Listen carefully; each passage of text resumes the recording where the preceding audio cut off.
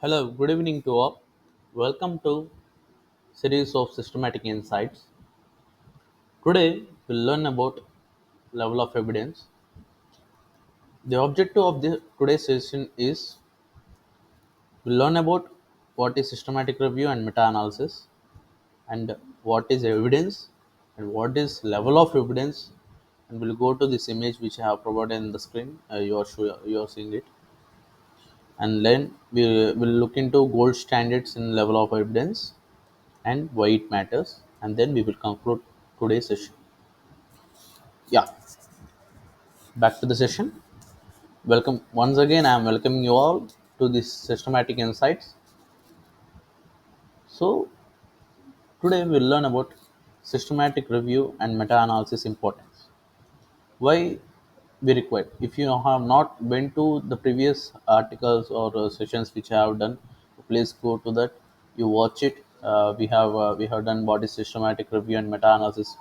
What is systematic review? We have mentioned all these examples in my first video, and next later on we searched about what is boolean operators or boolean searching is.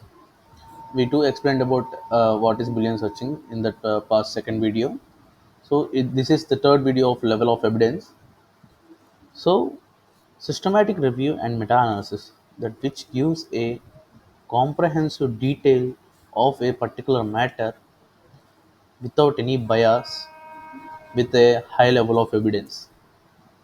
This is called systematic review, and meta-analysis is a statistical implication on that particular matter. So coming to the level of evidence, so we have here the evidence. From the starting on this session, I am saying the level of evidence. Let's see what is the meaning of this evidence. The evidence is nothing but available body of facts or information, and whether a belief or proposition is true or valid. That what means of evidence. Just we are looking into the fact whether it is correct or not, or it is in any type of hallucinations or any type of wrong implication. That's what the evidence is. The evidence that which gives a particular objective of thinking of fact to get one conclusion. For getting an example, just let's see about a case in a police station. We have some whether someone convicted a crime. They have done the crime, and they went to the court. The court what will ask it? It asks about the evidence. That the evidence is the fact or an information that which gives a complete belief it is correct or not. That's the evidence. Here, the levels of evidence are the hierarchy used in evidence-based practice to rank the reliability and validity of different type of researchers. The hierarchy helps in clinical decisions making and emphasizing the minimum bias and maximizing the reliability. So, what does it mean? So, what is the hierarchy? Here we have this different type of scientific literatures we have. In first with editorials, expert opinions, case series, case reports, case control studies, cohort studies, and randomized controlled trials, systematic reviews, and meta-analysis. We all these all types we have. So these are the one hierarchy position. In that these will rank.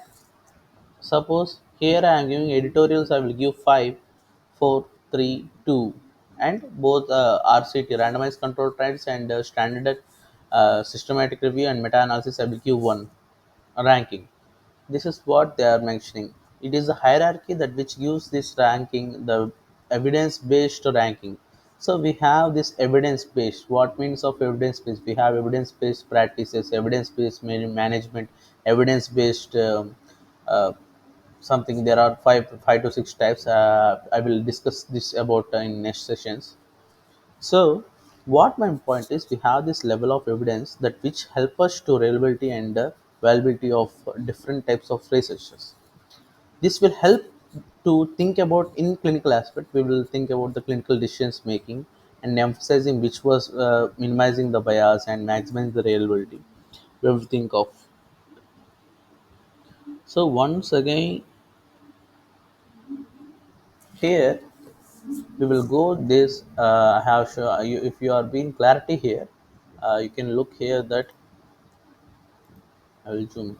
Yeah, this is perfect. So here we having this evidence and bias. So let's come to, before I have said that we have this editorials, expert opinions, case series, case reports, and the case control studies, cohort studies, RCTs, randomized controlled trials, systematic reviews, and meta-analysis. So coming to this, we have this evidence, where evidence is nothing but the, has I said priorly, available body of facts of fact or information under a, whether a belief or proposition is true or valid. So this is what it means, the evidence. Here, systematic reviews and meta-analysis have the high level of evidence and compared with the editorials and the experitorial.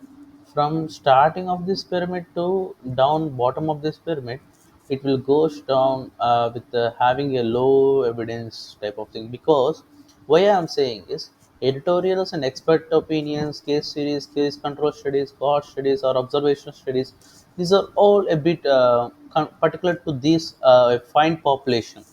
Suppose we'll take a case report. It might in only 1% case series. It might be 2 to 4 population case control. It might be a 10 to 20, and coming to cohort studies of the observation studies that might lead to 100 to 800, and coming to RCTs that is randomized, that can be very large populations, and systematic and meta-analysis will analyze all this below the data, and it gives a particular evidence whether it is correct or not, whether it will help to think whether the decision which they are making is correct or not.